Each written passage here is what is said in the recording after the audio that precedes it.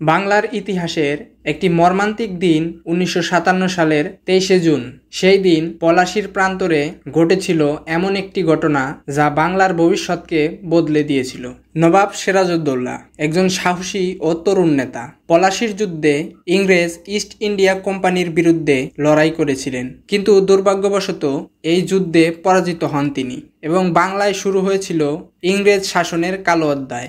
এই যুদ্ধে সিরাজউদ্দৌলার পরাজয়ের প্রধান কারণ ছিল তার সেনাপতিরা, বিশেষ করে মীর জাফর, যিনি তার সঙ্গে বিশ্বাসঘাতকতা করেছিলেন। মীর জাফর গোপনে ইংরেজদের সঙ্গে আঁতাত করে সিরাজউদ্দৌলাকে ধোঁকা দেন।